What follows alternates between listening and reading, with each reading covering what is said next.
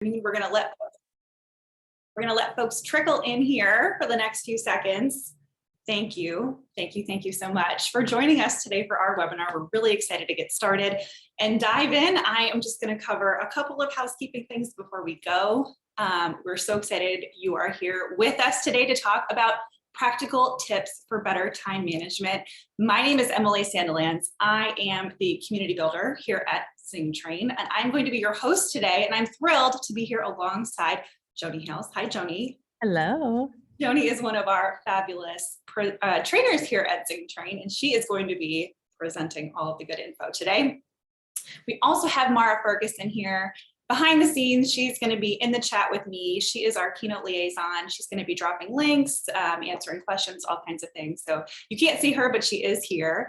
We are coming to you live from all over Ann Arbor, Michigan today, but we would love to hear where you're tuning in from. So if you navigate to the chat button at the bottom of your Zoom screen there, and if you don't mind dropping your location here, let's do a roll call and see where everyone is tuning in from. Okay, New York, Oklahoma, some friends in Canada. Nice. Fabulous. Fabulous. Keep those coming in, everyone. We're really excited to see where you're tuning in from today. We are going to dive into the good stuff here very, very soon, I promise. Just a couple of housekeeping things before we do that. As far as the format for today's webinar, Joni is going to be presenting here for a bit, and then we're going to leave some time at the end of the presentation for questions for Joni. If you have any questions throughout the webinar today, you can hit the Q&A button at the bottom of your Zoom screen there and drop your questions into the question box. We are going to try to get to as many of them as we can. If we don't get to your question, not to worry, we will get back to you with answers here in the days to come. There is also closed captioning available during the presentation. And if you'd like to turn that on, you can navigate to the bottom of your Zoom screen there. There should be a CC or a closed captioning button. You can get captions on screen by clicking Show Subtitle, or you can fold the View Live Transcript of today's presentation by clicking View Full Transcript. And the transcript should pop up to the right of your screen. Last item of business is that we are recording today's webinar, and we will be sending out the recording and the slides to you in the days to come in your inboxes, so be sure to look out for that. We will also be posting it on zingtrain.com in our library, where it will live for all of time, and you can watch it and share it and love it for years to come. And I think that is all in terms of housekeeping, Joni. I'm going to turn it over to you to get started. Awesome. Thank you so much, Emily. As Emily said, my name is Joni. I'm a trainer at ZingTrain. I celebrated my 18th year at Zingerman's just last month, and I always get really excited for our webinars, but this one I'm particularly excited for. I am someone who loves the concept of time management, and I realize that might sound funny to some people because a lot of people don't love it, but I have worked really hard to have a positive relationship with time, and I really enjoy getting to share what I've learned from kind of years of practice with other people. And you probably already know this, but there are lots of blogs, articles, other webinars, lots of books you can read on how to learn to manage your time better. And I feel like I have looked at probably all of them. And I can tell you my time would be better spent, not just reading all of those things, but really learning about the practical things that we could do. And in reading and watching webinars and all these things, I think what I was doing was looking for that magical thing that I could do that could make managing my time so much better. And spoiler alert, but you probably already know this, there isn't just one thing that we do that helps us manage our time. I think it's lots of little things that help us get a better grasp on where we're spending our time each day and each week. And so I want to share some of those real practical and tangible tips for better time management. So I'm going to pop my slides up here so you can all see them. Before I go too far kind of with the concept, I want to really kind of dive into this idea of having a relationship with time, because I think whether we want to admit it or not, we're all in a relationship with this four-letter word that we do call time. So I'm going to ask for your participation. If you could write a sentence or say anything to time, what would you say? And I would love for you to type it into the chat. If you could say anything to time, what would you say? And I do have one caveat that sometimes I forget to say. Please keep it PG. I haven't always said that in the past, and sometimes we get some very creative answers. But if you could say anything you wanted to, what would you say? All right, so lots of answers coming in.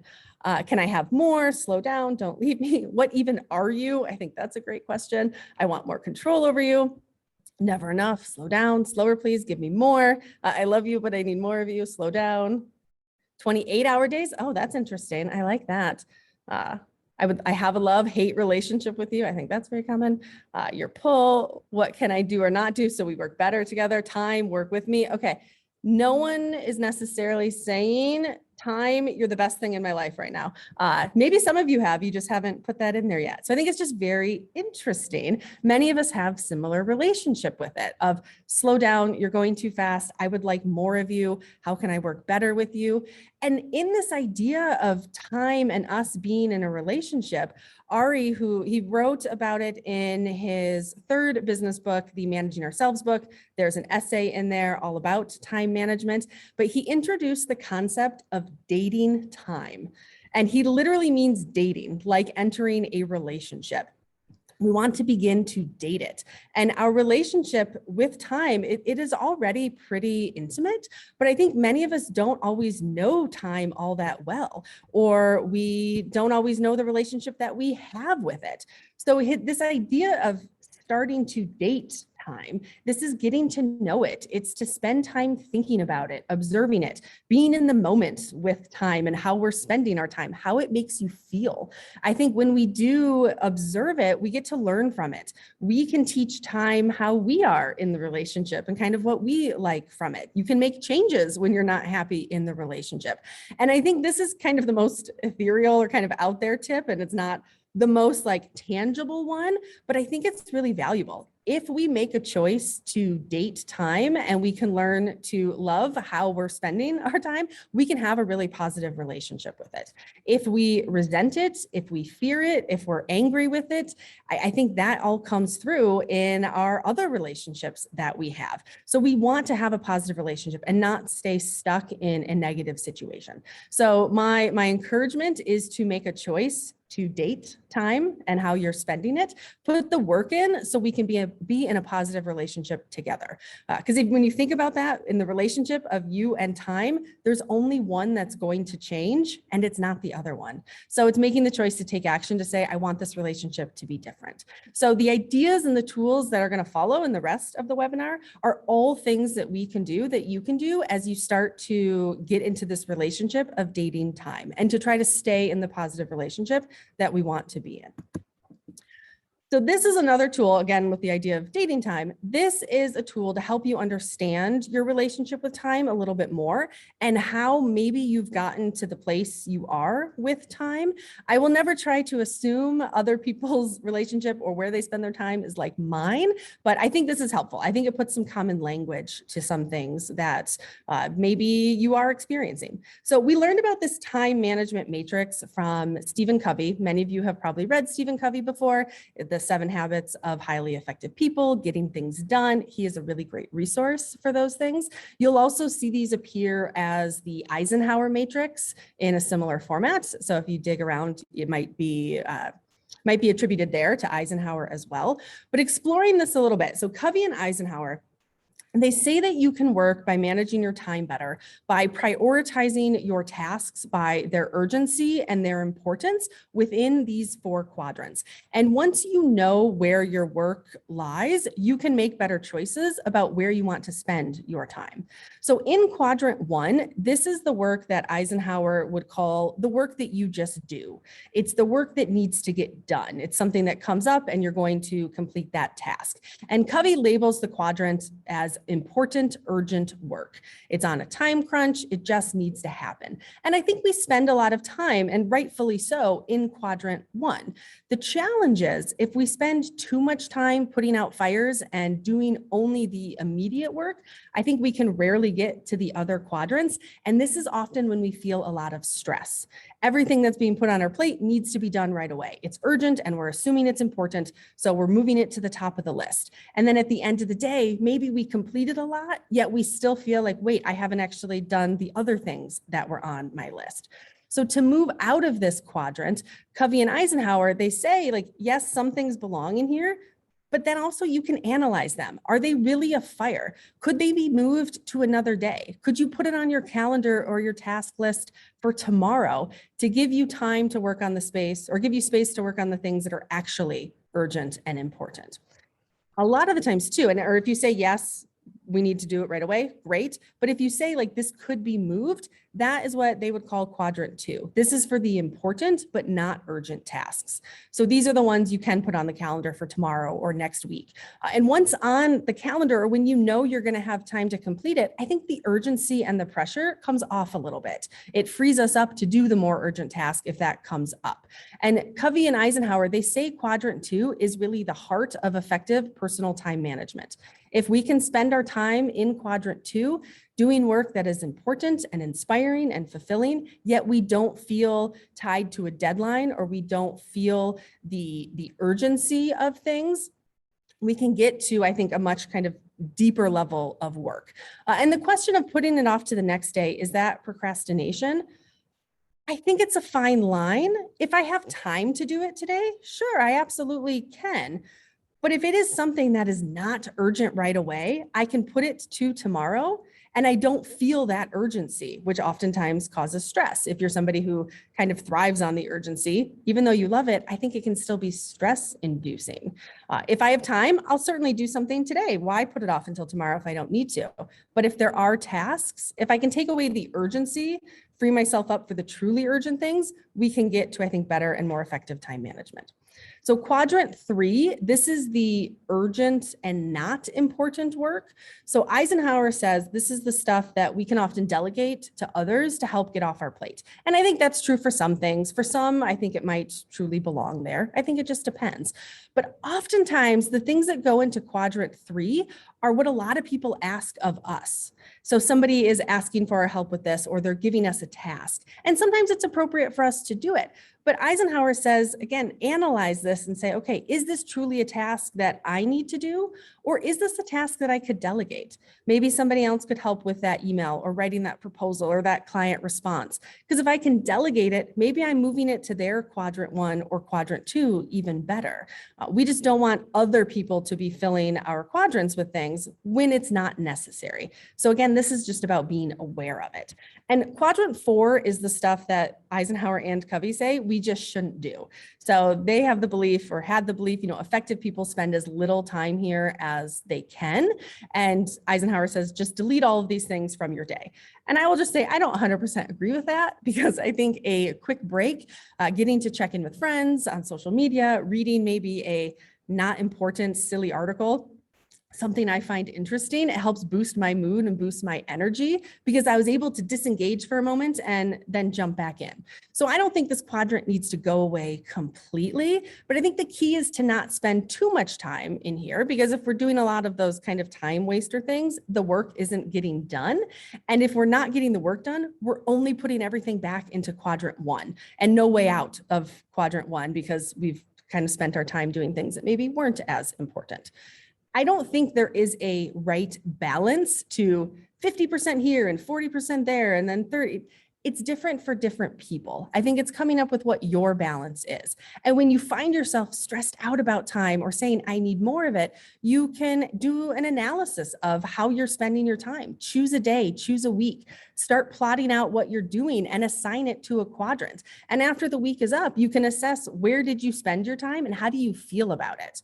Do you feel fulfilled, and does it feel like it was time well spent, or are you still feeling like you didn't get everything done? And if that's the case, see if there's things you can eliminate from quadrant 3, or was there more time spent in quadrant 4 than you would like to admit? Are there things from quadrant 1 you can move to quadrant 2? Again, the goal is to spend more of the important and non-urgent work, or the time spent in that quadrant. And again, the work that we do is very different from the 100+ people who are on the webinar right now. So it's what you want to put into that category. To give you a kind of deeper sense of the urgency, Covey, maybe some of you have seen this before. He writes more about it in kind of the same book, First Things First. He talks about the urgency index and the idea of being addicted to urgency. And one of the reasons we choose to spend our time in quadrant 1 and in quadrant 3, both of those urgent quadrants, is because we are addicted to that feeling of let's get things done really quickly. And when we do, people really like it, and we get kind of that dopamine hit, all of those things. And we can often have an urgent mindset, meaning like we will make tasks urgent by completing them as quickly as possible, or putting things off until the last minute, kind of forcing us to complete them as quickly as possible. And there are people who, maybe you are like me, I'm a really big list maker. I love having a list. I am someone who will add something to the list just so I can cross it off 2 minutes later. I'm not proud of that, but I get that kind of dopamine hit of like, ooh, I completed something. Like, I can say that there are definitely times where I'm addicted to that urgent feeling.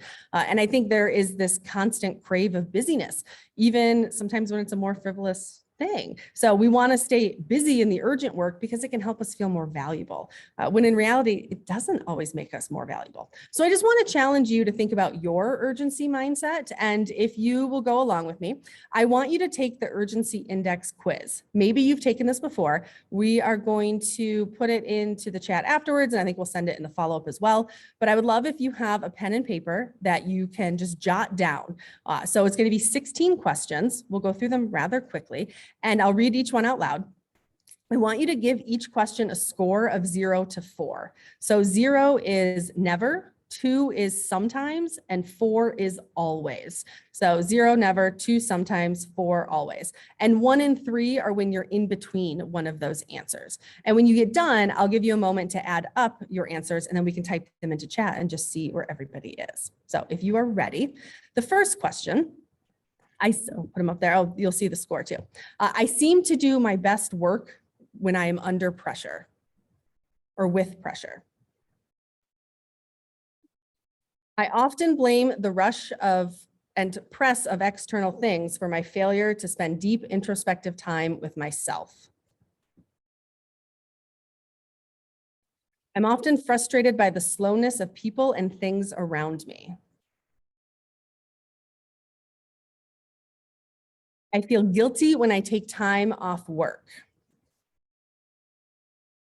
I always seem to be rushing between places and events.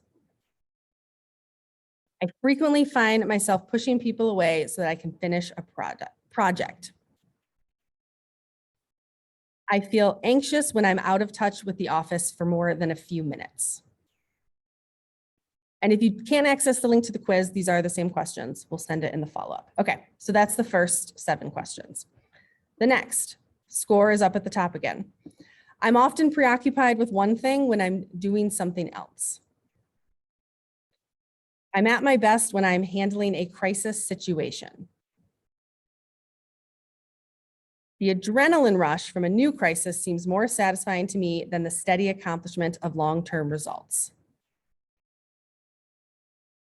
I often give up quality time with important people in my life to handle a crisis. I assume people will naturally understand if I have to disappoint them or let things go in order to handle a crisis.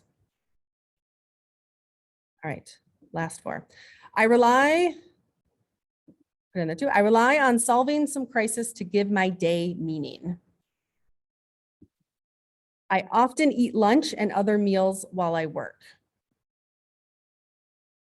I keep thinking that someday I'll be able to do what I really want to do. Many items checked off on my to-do list at the end of the day makes me feel like I've been really productive. All right, those are our 16.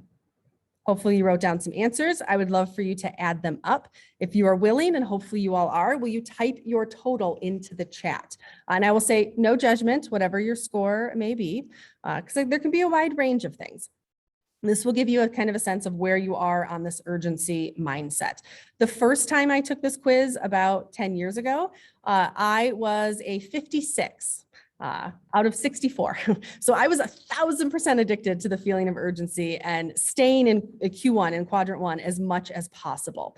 I was feeling very burnt out. I was feeling very tired. I was living in the day-to-day work and not thinking about the future.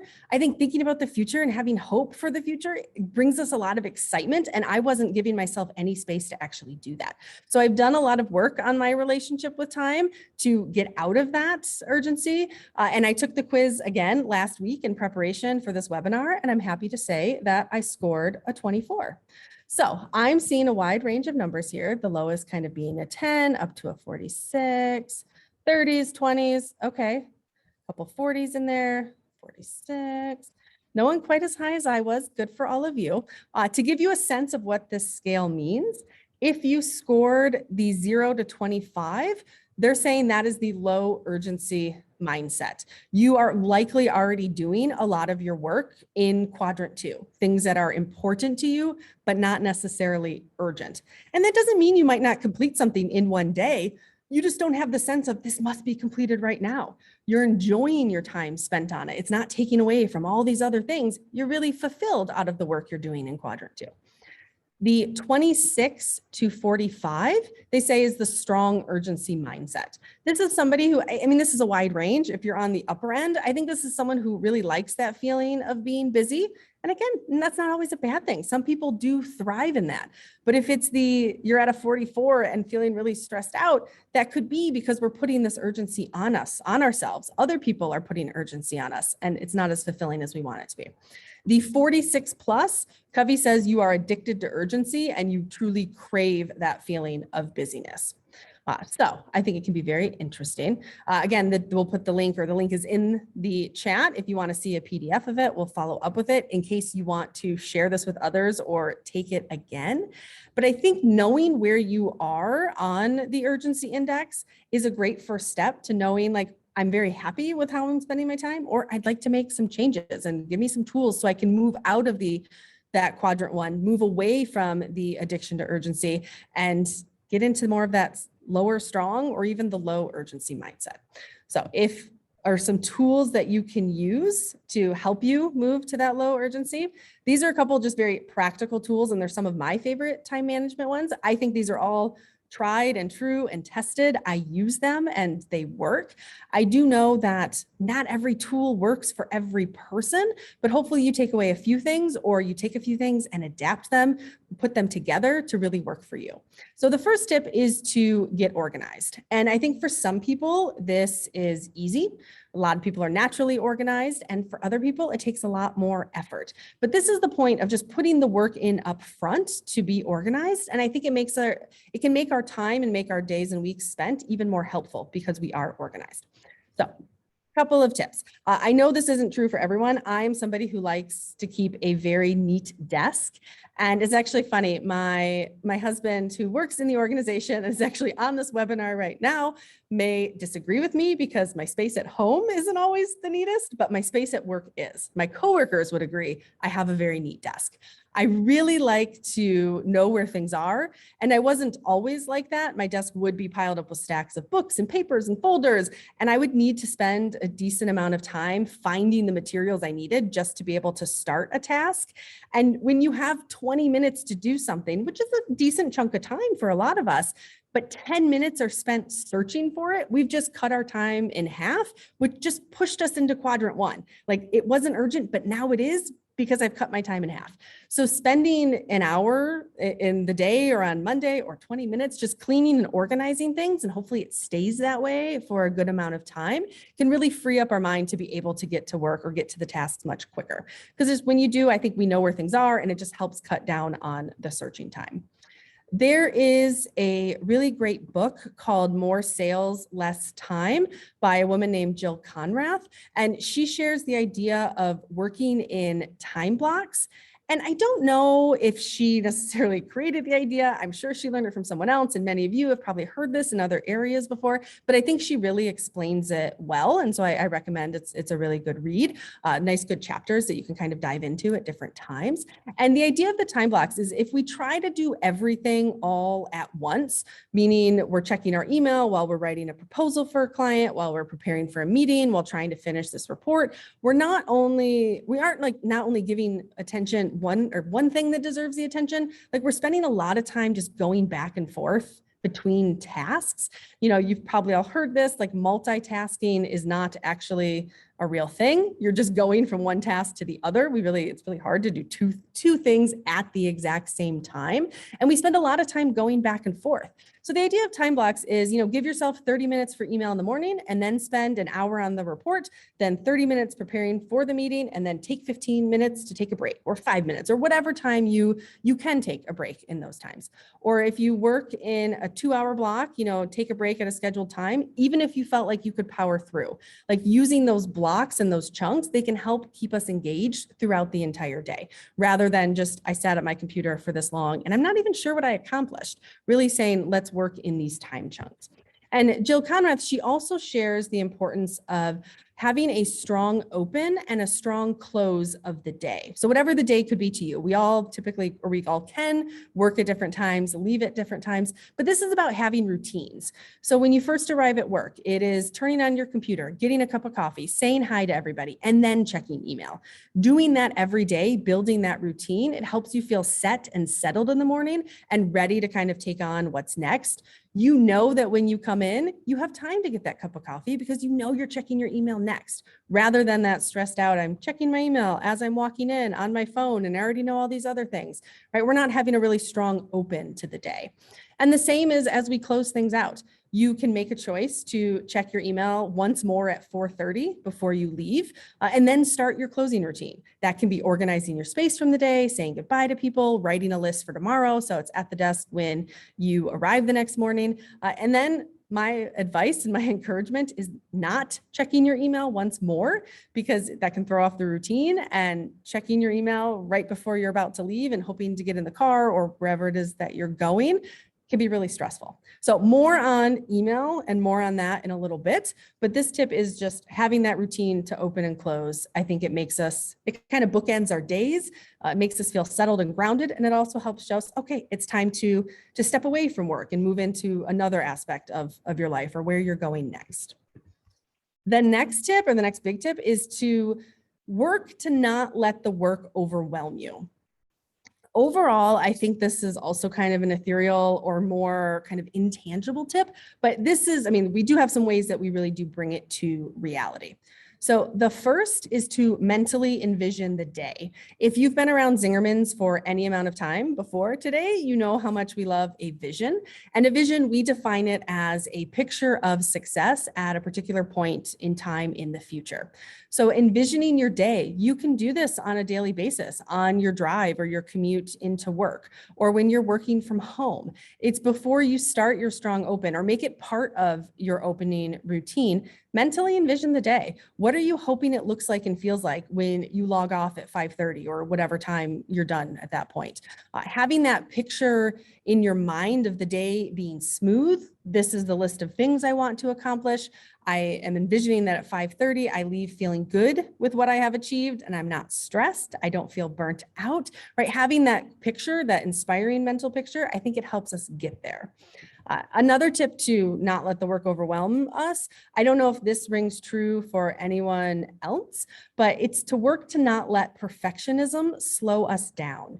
If you are somebody who wants things to be just right, to be perfect, before we share this with someone else. So I want to make sure this report is 100%, or that this slide deck that I'm going to send to a coworker to look at as a first draft, right? I want it to be perfect. Like, we can spend a lot more time than sometimes needed because we're trying to be perfectionists, and we don't want to get the feedback because we want it to be right the first time. And I think all the time spent on that one thing can oftentimes lead us to take away time from other things, which just pushed us into quadrant 1 for some of those things.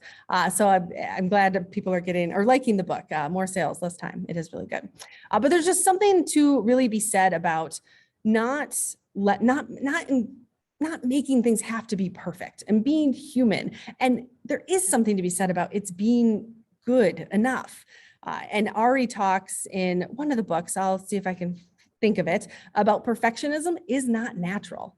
If you think of the environment, if you think of the ecosystem, nothing is perfect. Things are all growing on top of each other or kind of competing with each other. And humans kind of are the same. Humans aren't perfect.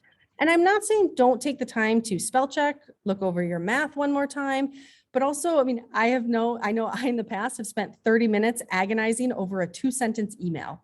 Like, it doesn't need to be perfect. I could write a draft, I could ask a coworker to look it over, and within 5 minutes, I could have sent it. And then I have 25 minutes to do something more with. So just trying to not let ourselves get caught up in the idea of being perfect. And I do think, yeah, Lee, I like that. Perfect is the enemy of the good. And I think it's true. Another tip, and it probably something you've heard, it's always a good reminder for me, is to tackle the tough stuff first. And I don't think it's probably a shock, but it truly is this good reminder. If we know we have a large project, a difficult email, something that we know is going to be a bigger kind of project of the day, the advice is always to do it first. If we do it first, we can complete it and we can clear up our brain space. If I don't do that, I spend the rest of the day thinking about it and trying to do other things, but still thinking about that. And I have that feeling of being overwhelmed and underwater because the hours are ticking by and the tough stuff is still there, right? So I want to tackle the largest and kind of the most time consuming things kind of first thing in the morning. I also feel like I'm at my freshest and I can get it out of my brain in the morning. I also think there's a great way of, if you have a really large project, and we're not talking project management here today, but break it into smaller pieces and say, I'll do this part, I'll do 1A and 1B today, and then I'm putting 1C and D, giving myself a time block of an hour and a half to do that tomorrow, right? We don't have to do it all in that first day when we have the ability to it's not urgent to be completed today. Let's try to take bite-sized chunks out of it and out of that tough stuff, especially to try to get it done. And I think when we think about kind of these tough things, these big projects, make sure we only commit to the things we actually can do. And I know we don't always have that luxury. People can ask us of things, but when you think of kind of managing your time and you have that ability, say yes to the things you can actually do. We talk a lot about at ZingTrain, the idea of consent and resent. So saying yes to something, but then you totally resent that you said yes to it. And that's just not a great feeling. It's not a great feeling for everybody.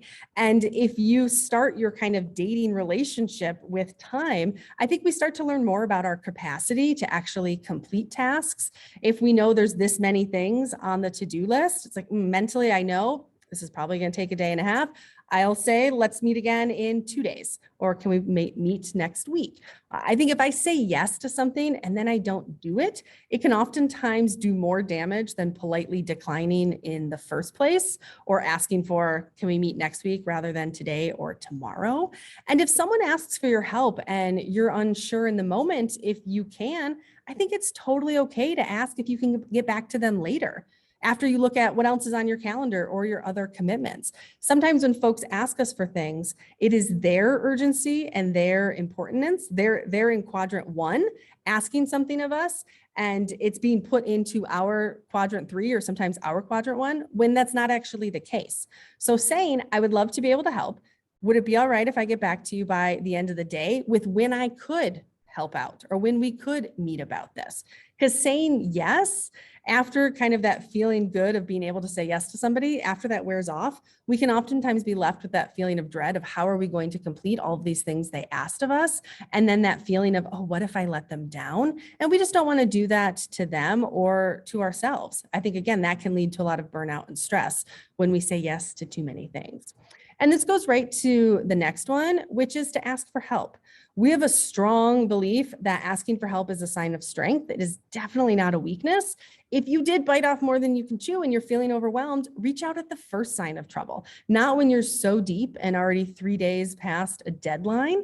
In our experience, people are so much more willing to offer assistance when we've asked early. If you ask right before something is due or what the deadline is, we are actually creating that urgency and putting it into someone else's quadrant 1. But if I ask a week in advance, it can go into quadrant 2. The the important and not urgent things, which again, it can feel really good to spend more time in that quadrant. It can be more rewarding and motivating.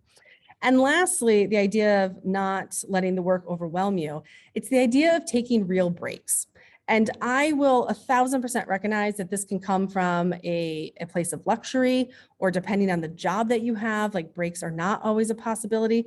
But when you can, or make it a priority to try to take a break, we all need them, all of us. I don't know anyone who works their best without having a little bit of a break. And I'm not saying it needs to be 15 minutes that we sit down every time, but even just small little moments. And if we do work in those time blocks, and just keep going sometimes, which we can do, we'll sometimes consider email to be the break from the other work. And I don't know about you, but email is still part of the work. I think it's really easy when we haven't taken a break all day to feel really overwhelmed by the time we're logging off or leaving at the end. So take a break, give yourself the mental energy to think about the rest of your day. You can reprioritize the tasks in your mind, and you can get organized again to really begin the next tasks when we give ourselves that space to be able to actually take a break and think about things. This next tip, and a big piece of time management, you may have been waiting for this, so this might be something on the top of your mind, is managing your communication. And I think this can often be kind of the bane of people's existence, like the dreaded email, the phone calls, all the texts that we get.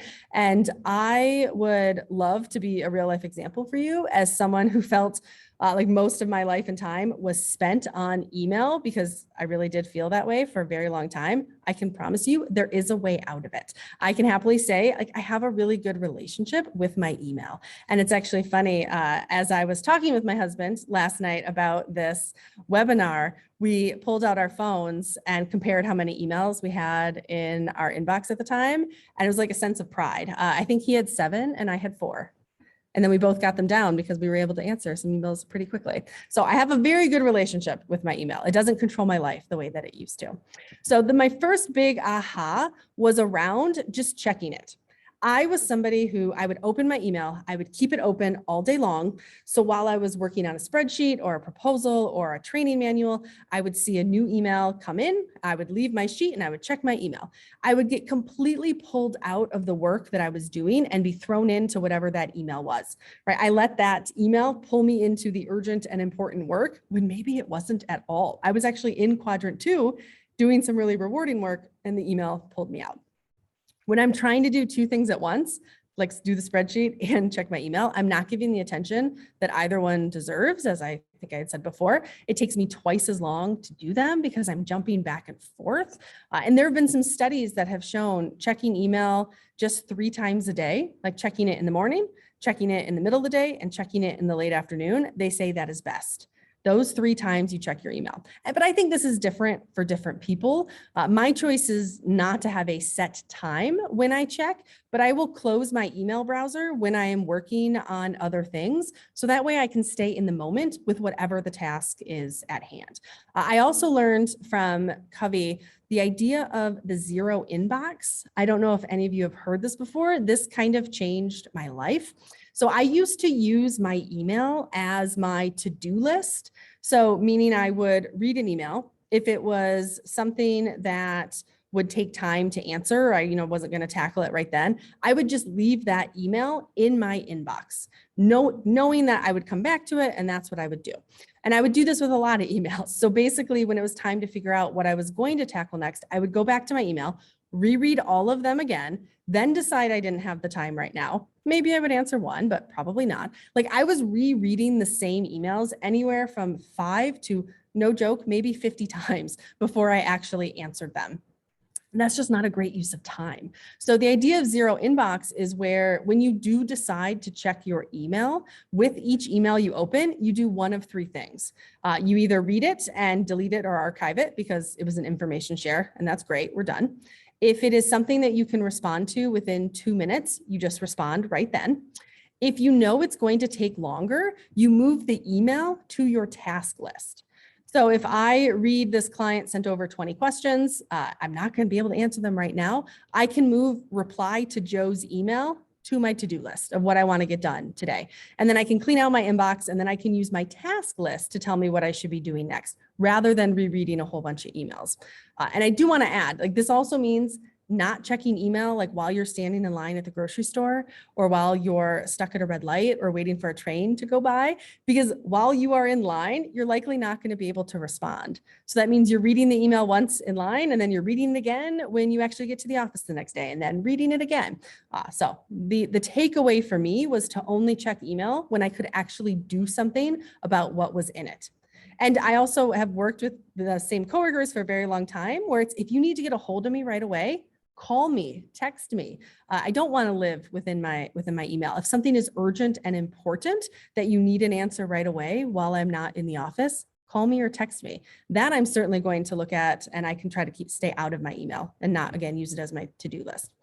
A tool that can help with this is the idea of having filters on your email. And I'm not going to talk too much about it because many people already do this. This is one that just has been big for me. I removed all the sales and store advertising. That goes into a folder. Ones that go to everyone at Zingerman's, they go to a folder that they don't even hit my inbox, because I was finding my email could get really full. There could be 50 to 60 emails a day that were just on those things. So I keep my inbox for messages that are directly to me or just to my department. And that's been really helpful. I also think this is an important reminder, is to use the right mode of communication.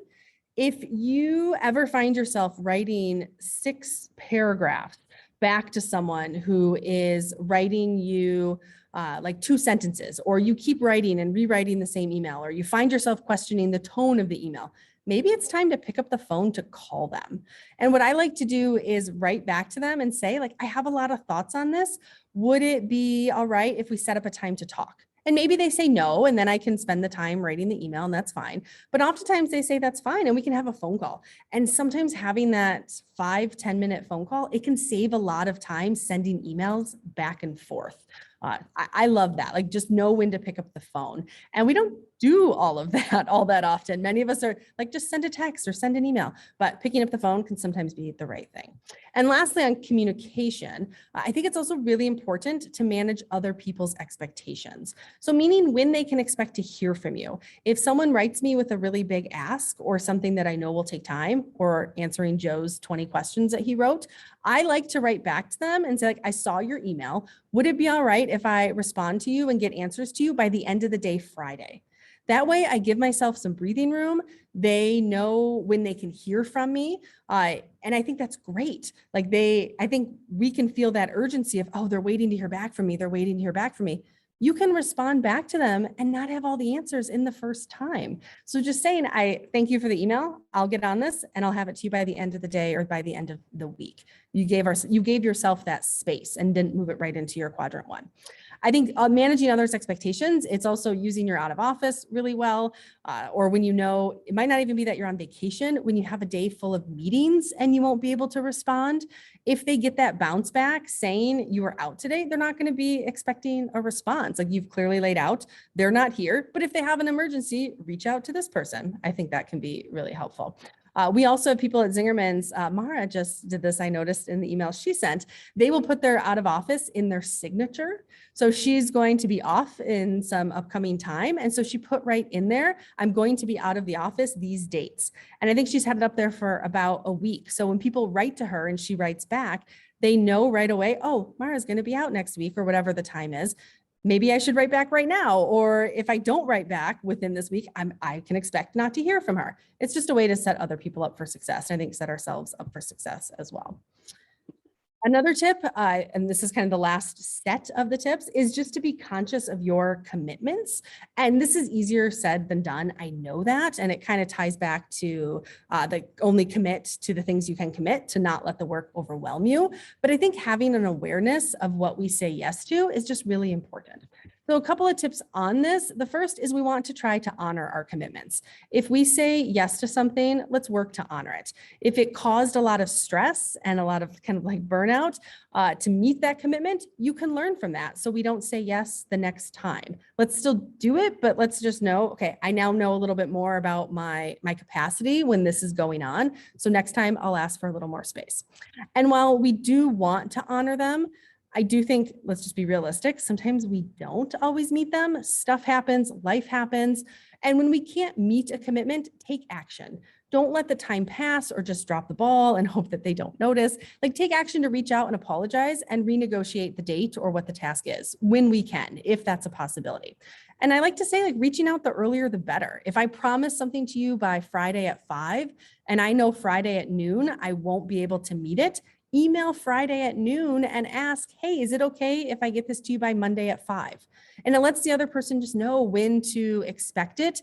If they come back with no, I must have it today, I can try to work to reprioritize. I could reach out to somebody else to see if I could send it to them by Monday rather than today, right? I just don't want to tell them 5 minutes prior that I'm not going to have it done, because it leaves us with no options. So telling them early, I think it keeps them in the loop and it helps lower your stress because you have a new time frame.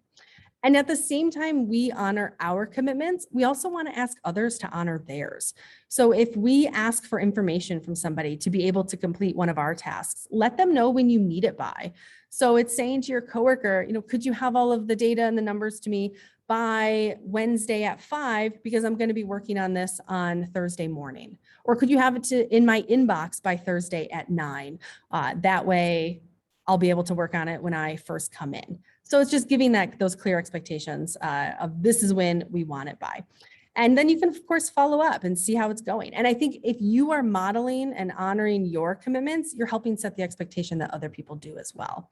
And when they don't honor their commitments, because again, same way it happens to us, it happens with others, it can oftentimes be time to have a courageous conversation about how it impacts you and how it's impacting the team.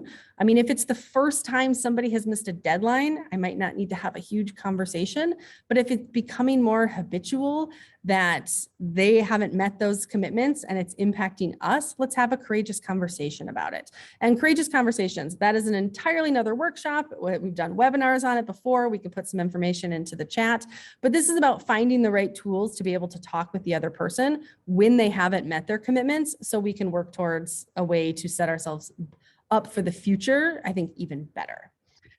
Thinking about all of these tips and taking in this information, like what can you do next to improve your relationship with time? I think the first is truly just to become aware of how you spend your time. You took the urgency index quiz. You could take it again in a month, 2 months, 6 months. See if you've taken on some of these tools and tips. Have you moved the needle? Is it a little bit lower? But you can track your time, like in as much detail as you want. So you could take a week, you could take a day. It's really up to you. But how much time are you spending working in the business, meaning like on the floor, doing kind of some of those daily tasks, versus how much time are you spending working on the business? More of that future focused, more of that planning, things that happen in quadrant 2. So if you track it and see where you're spending your time, choose an area you want to see improvement and focus on how you can increase or decrease that time spent. And with the tracking that you do, you truly can take what you wrote, and I mentioned it earlier, put it into those 4 quadrants. Where do you spend most of your time? Are you happy with it? If yes, keep it up. Don't make any changes. If you are not content, or you're saying, I spend too much time in quadrant 1 and I am feeling that stress and burnout, what action steps can you take to try to move some of it out of quadrant 1? And I know, as I think I said earlier too, all these tips don't always hit for every single person. So choose one to try and see how it goes. If it helps you with your time management and you're feeling a little bit better about your relationship with time, keep it up. Then try another one. And if it doesn't help, then don't keep using it. Like, pick another one to try that. I think it's all about trial and error. And there's definitely tips that I've tried in the past that didn't really work for me. There was a coworker who was really into the bullet journaling. And I know, like, it changed their life. I tried bullet journaling. I never could get into it. So rather than feeling stressed about not doing my bullet journal correctly, I just stopped doing it. I like having just one list with pen and paper. It makes it a lot easier for me. So pick the ones that are going to work for you. And I think lastly, one of the biggest things you can do is take a tip and teach it to someone else. When you teach someone something, really anything, but when we teach, we learn things in a whole new way. So if you want to get better at time management, teaching some of these tips to others, you will understand what it is differently. You'll be able to hold each other accountable. And if you're teaching it and modeling it, it's only going to make you better at it.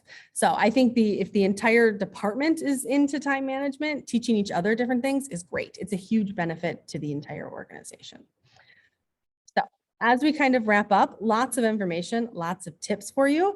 I would love to maybe turn things back to Emily. I'll stop sharing in just a moment. And if you have questions, would love to answer them. Yes, Joni, thank you so much. I was feverishly taking notes here, ordering good. myself. Thank you. And thank you everyone for the lively chat here. We do have a question, but again, if you have any questions for Joni, feel free to submit them by clicking that trusty Q&A button at the bottom of your Zoom screen or in chat, which has been so lively. So the first question we have here is from Angie. And Angie wants to know, where do activities related to personal health and wellness fit into the time management space? I mean, I think they're quadrant 2, the important and not urgent work. I think the better we are at planning it, it can be in quadrant 2.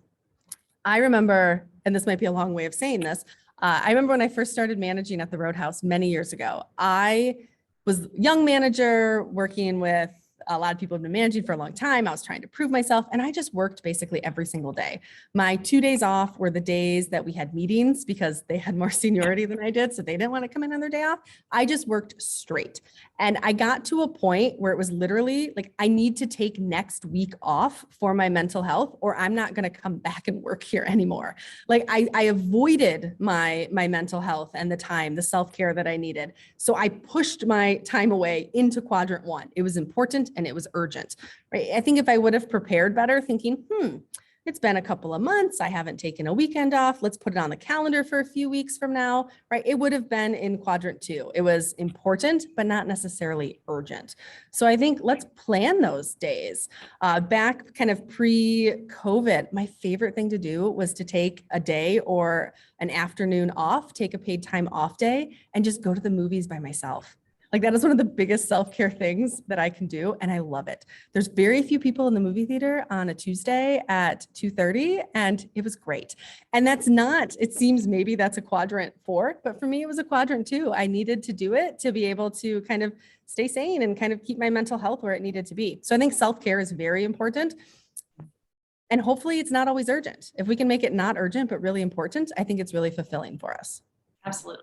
And to your point about making some routines around it on a regular basis. So again, you don't hit that burnout space for sure. Thank you, Joni. And thank you, Angie, for that question. We are asking for more questions, waiting for some more to come in. If you have any, feel free to submit them to us. If not, we can always wrap up a little early. That is definitely not a problem here. So I'm going to give folks a few more seconds to get any questions in. Oh, email filter ideas from Erica. I know you aren't, I look up to you and to others at Zingtrain for email filter ideas. Yeah. I love them, but I don't have a lot of wisdom there. So I think it can depend on what you use for your email, like if it's Gmail or other things, different places have different ones. It's just finding what are the things that maybe you want to read, but you don't need to read right in the moment. So if it's company-wide memos, like you can just create the filter and it goes to another place. And when you have the time and space to read it, then you go back and read those folders. So you're not getting kind of so stuck in reading what someone else has said is really urgent for you to read, when in reality, it's maybe not. Yeah. That helps. Yeah. No, that helps me. Hopefully it helps you, you too, Erica. Okay. So we do have some questions here. Yeah. So Nora asks, Nora says, working with guests in customer service can feel draining. And like I do a worse job as I'm depleted.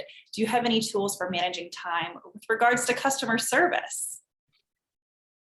Yes. And it's a tricky one. I think sometimes in terms of customer service, it can be more important, almost as important, or maybe even more important to manage your energy rather than your time. Because if your job is working with customers, I mean, their questions, their asks oftentimes put us right into quadrant 1, the work that needs to get done. And it can feel very depleting. But if I can manage my energy in those moments, that even after the end of what could be a kind of long, hard day working with customers, I'm still feeling good about the work I did. I don't feel as burnt out. I don't feel as low energy. So sometimes it truly is just kind of managing managing myself more. And then just with managing time in regards to customer service, it depends on the job, but sometimes it's just not scheduling back-to-back meetings. It's, yes, this customer wants to talk at 12, but I was just in meetings from 8 until 12. Could I ask if they could meet at 12:30?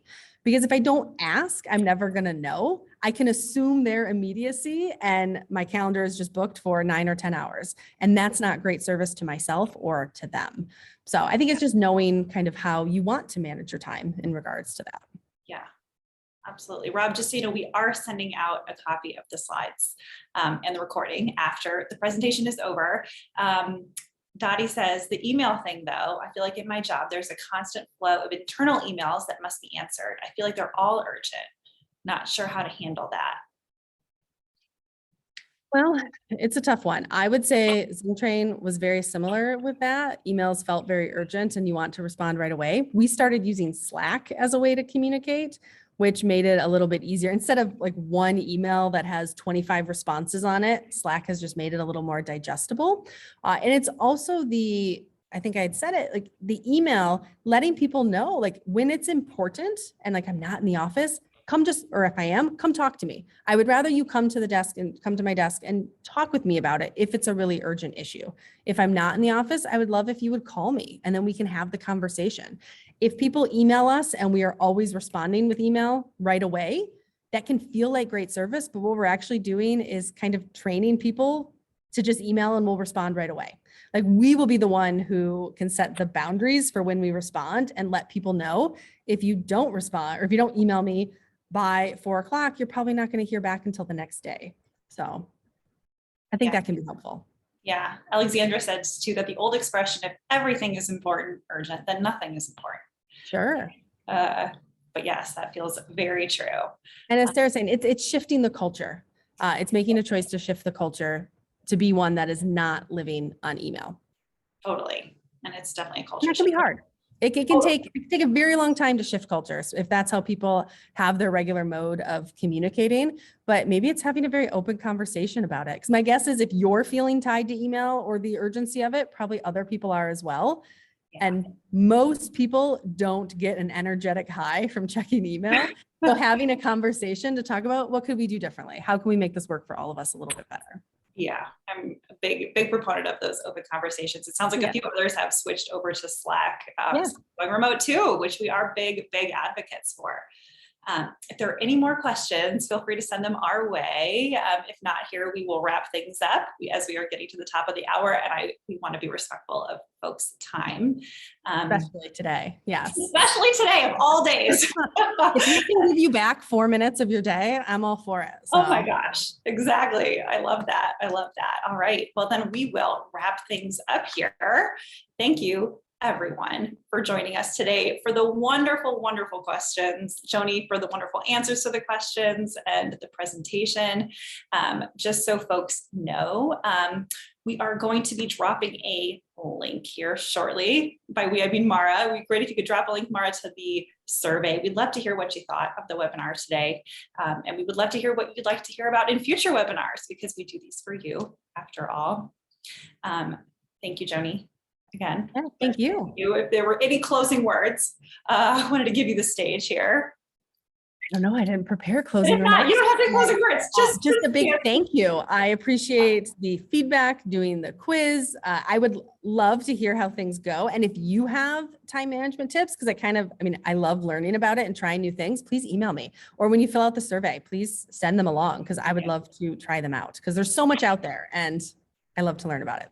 Yeah. And we will be sharing. I know there were a couple of books mentioned, a couple of other things mentioned. So those will go in the follow-up, as well as the recording, which should be making its way to your inbox in the next probably 24 to 48 hours or so. And with that, I am just going to close things up here. Thank you, everyone. Thanks, Joni. Have a great rest of your day. Thank you all.